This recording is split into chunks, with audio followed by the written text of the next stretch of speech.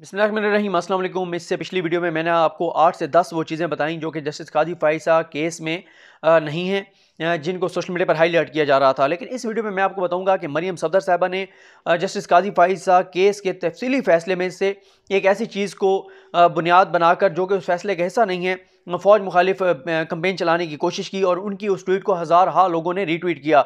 और इससे अंदाज़ा होता है कि उनको पढ़ने वाले, उनको रीट्वीट करने वाले जो है वो अकल से कितने पैदल हैं।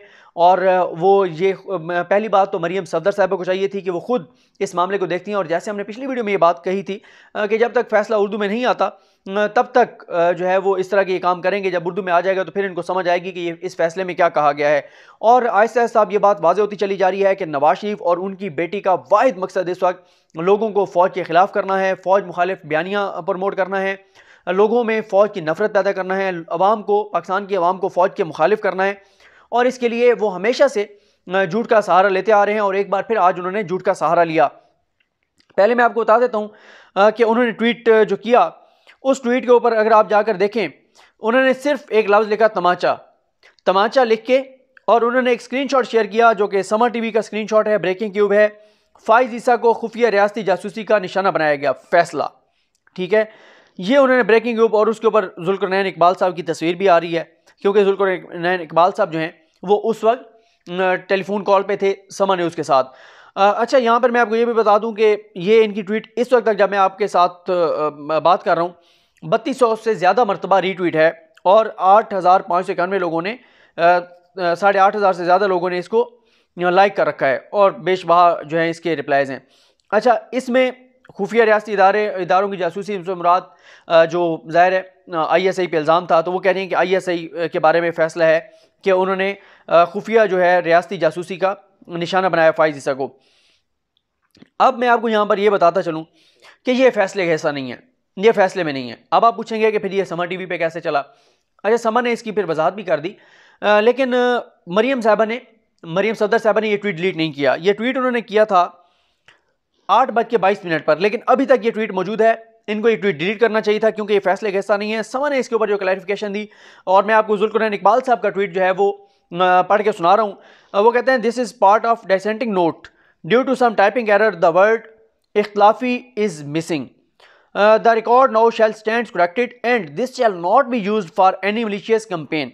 ये उन्होंने कहा, समा ने इसकी वजाहत की। उसके बावजूद मरियम साहिबा ने इसको जो है वो डिलीट नहीं किया। ना सिर्फ ये कि इसको डिलीट नहीं किया, बल्कि उसके बाद मैं आपको एक और चीज़ बताता हूँ। ये इन्होंने एक और ट्वीट रीट्वीट किया कि इसे कहते हैं सुप्रीम कोर्ट पर हमला करना। ठीक है, यानी ये कोई आलमगीर खान मशमानी है, उनकी ट्वीट को उन्होंने रीट्वीट किया और ये तासुर दे रही हैं कि जी ये होता है सुप्रीम कोर्ट पर हमला, क्योंकि इन्होंने खुद, इन लोगों ने जो सुप्रीम कोर्ट पर हमला किया था, ये कह रही है ये सुप्रीम कोर्ट पर हमला है। ये चीज़ फैसले में बिल्कुल मौजूद नहीं है, फैसले में ये चीज़ नहीं है। इख्तलाफी नोट में, अभी इख्तलाफी नोट पे तो हमने बात ही नहीं की। उसकी वजह यह है कि इख्तलाफी नोट जो है वो जो इख्तलाफी नोट है वो एक जज साहब का भी सामने आया है, जस्टिस जाहिया अफरीदी साहब का। 2 जजेस का इख्तलाफी नोट जो है वो अभी आना है, जिनमें जस्टिस मकबूल बाकर साहब हैं और जस्टिस मंसूर अली शाह साहब हैं। उनका इख्तलाफी नोट अभी तक सामने नहीं आया। ये बल्कि इस फैसले में ये लिखा गया है, ये बताया गया है कि जस्टिस काजी फाइसा का जो इल्ज़ाम था कि जस्टिस काजी फाइसा का इल्ज़ाम यह था कि ISI ने और फ़ौज ने और हुकूमत ने जो है वो ये की सर्विलेंस की, जासूसी की, और जासूसी के बाद ये चीज़ें मेरी सामने लाई गई हैं। इस चीज़ को सुप्रीम कोर्ट के 7 जजेस ने यकसर मुस्तरद कर दिया है।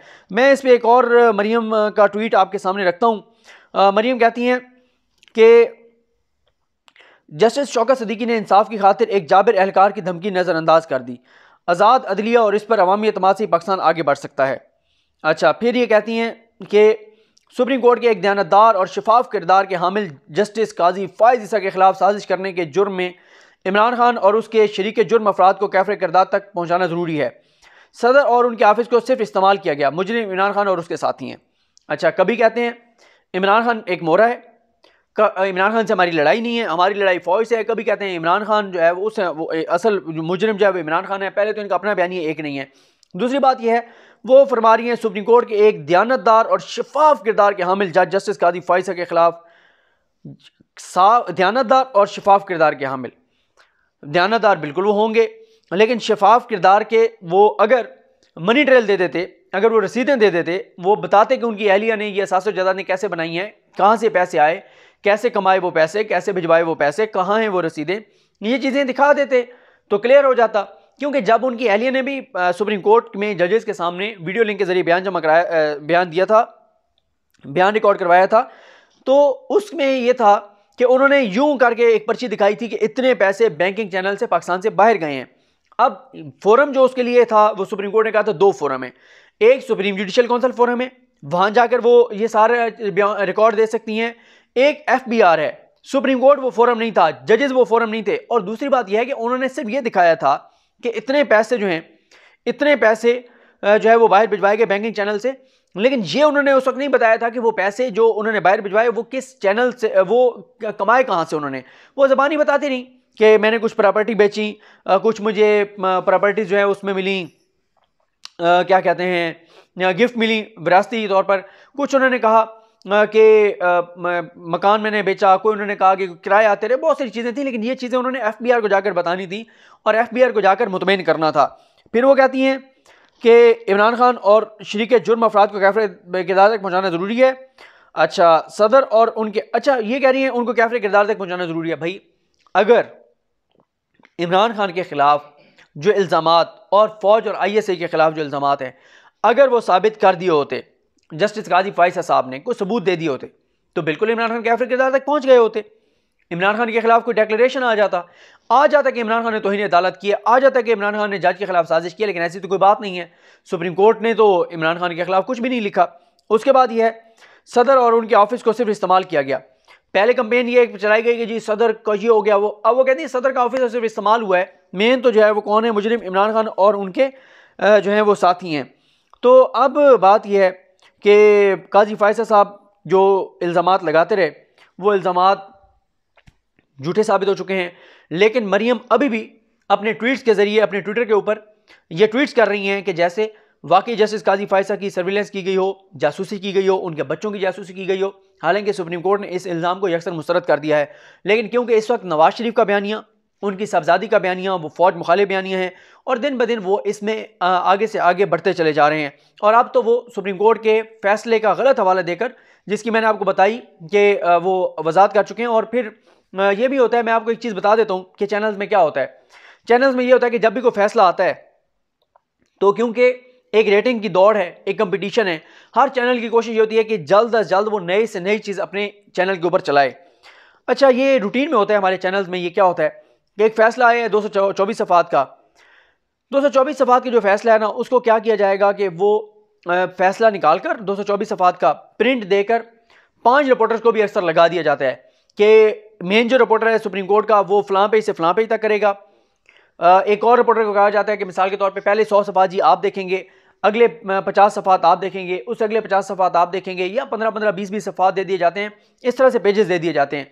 अब जाहिर है जो रिपोर्टर सुप्रीम कोर्ट नहीं कर रहा, उसको बहुत सारी टेक्निकल चीज़ों का नहीं पता होता। उसके नज़दीक तो वो जो उसको प्रिंट दिया गया है वो फैसला है पूरा।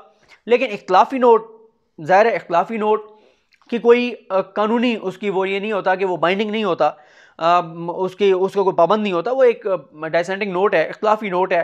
जज साहब ने इख्तलाफ किया है बाकी जजेस से और उन्होंने अपना नोट लिखा है। तो ये इख्तलाफी नोट की जो चीज़ें हैं, अगर वो इख्तलाफी नोट में जो चीज़ें हैं वो फैसला नहीं कहला सकती।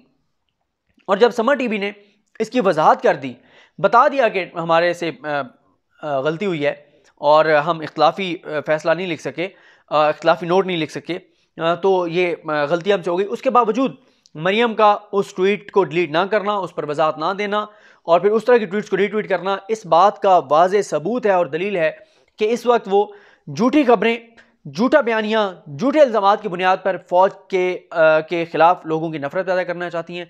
इसके अलावा इस वक्त उनका कोई और एजेंडा नहीं है। काजी फायसा साहब के फ़ैसले पे 5-6 और वीडियोस करेंगे तफसील से। आपको इस तरह की जो चीज़ें, जो फेक न्यूज़ दी जा रही होंगी, जो गलत दावे किए जा रहे होंगे, उनकी वजाहत भी आपके सामने रखेंगे। मुझे अपनी दुआ में याद रखें। अल्लाह करीम हम सब का हामी नासरो। अल्लाह हाफ़िज़।